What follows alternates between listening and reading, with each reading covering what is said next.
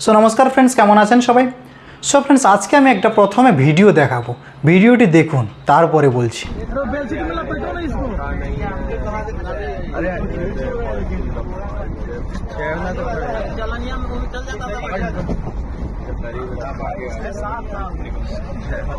अरे गरीब में अमीर कैसे आ गया ये? साइड हो जाओ। छेड़छाड़ मत करिए ना, छोड़ो मत उसको, छेड़छाड़ मत करिए, छोड़ दिए गाड़ी को पकड़ के यार। सो फ्रेंड्स ভিডিওটি দেখলেন, ভিডিওটি কোথাকার সেটা আমি আপনাদের বলি, ঠিক আছে। এটা হচ্ছে কি আমি টুইটার থেকে পেয়েছি। তো দেখতে পাচ্ছেন কংগ্রেসের তরফ থেকে এটা পোস্ট করা হয়েছে। কি লেখা রয়েছে? रील मंत्री जी, ठीक है, रील मंत्री जी, ठीक है। जब्बलपुर मुंबई गरीब रथ ट्रेन में यात्रियों के साथ सांप भी यात्रा कर रहा था। देखते पाচ্ছেন जब्बलपुर থেকে মুম্বাইগামী ট্রেনে যাত্রীর সঙ্গে মানে প্যাসেঞ্জারের সঙ্গে কিন্তু সাপও যাত্রা করছে সেটা বলছে। जीवन में कितना एडवेंचर देना चाहते हैं, टिकट पर सीट दीजिए, सांप नहीं चाहिए, यात्रियों की सुरक्षा की थोड़ी सी गारंटी तो दीजिए, ऐसा उनका कहना है। अच्छा, এটা কখন পোস্ট করা হয়েছে দেখতে পাচ্ছেন 22শে সেপ্টেম্বর 9টা 48 রাত 9টা 48-এর সময় কিন্তু এটা পোস্ট করা হয়েছে কংগ্রেসের তরফ থেকে।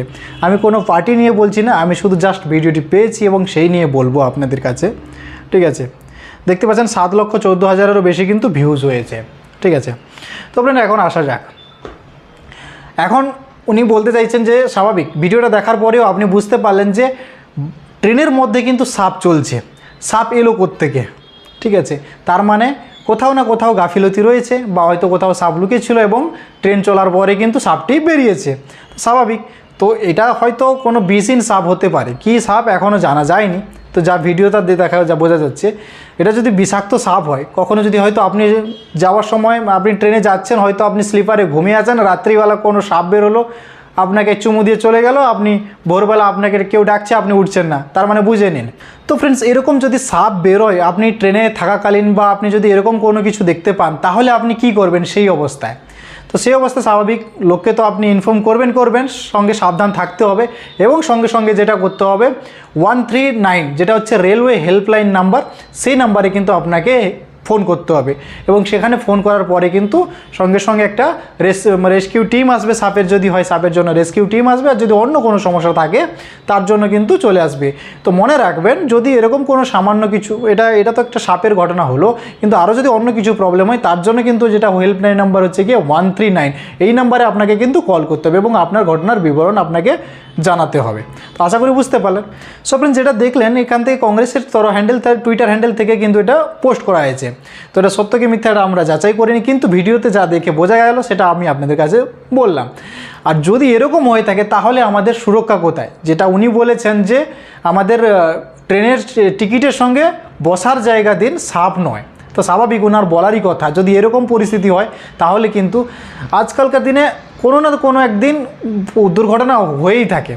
যেরকম আজকের একটা কথা বলি, আজকে হচ্ছে গিয়ে নিউ জলপাইগুড়িতে যখন আমি ভিডিও বানাচ্ছি সকালের ঘটনা, নিউ জলপাইগুড়িতে সেখানে স্টেশনের কাছে ইঞ্জিন থেকে কিন্তু 4-5টি বগি কিন্তু ডিরেল হয়ে গেছে। ভাগ্য ভালো সে তাতে কিছু ছিল না, সেটা হয়তো মালগাড়ি ছিল, তার জন্য কিছু হয়নি। যদি অন্য কিছু হতো বা সেই মুহূর্তে যদি কোনো এক্সপ্রেস ট্রেন আসতো তাহলে কি হতো? এইসব যাত্রী সুরক্ষার দায় কার? সো ফ্রেন্ডস ভাবনা চিন্তা করবেন। আর আপনার যদি মনে হয় যে কোথাও না কোথাও প্রবলেম হচ্ছে তো কমেন্ট করে অবশ্যই জানাবেন এবং সঙ্গে রেলওয়ে মিনিস্ট্রিকে ট্যাগ করবেন। তো আমার যেটা বলার ছিল, যদি এরকম কোনো কিছু প্রবলেম হয় তাহলে কিন্তু রেলওয়ে হেল্পলাইন নাম্বার 139 আপনাকে কিন্তু কল করতে হবে।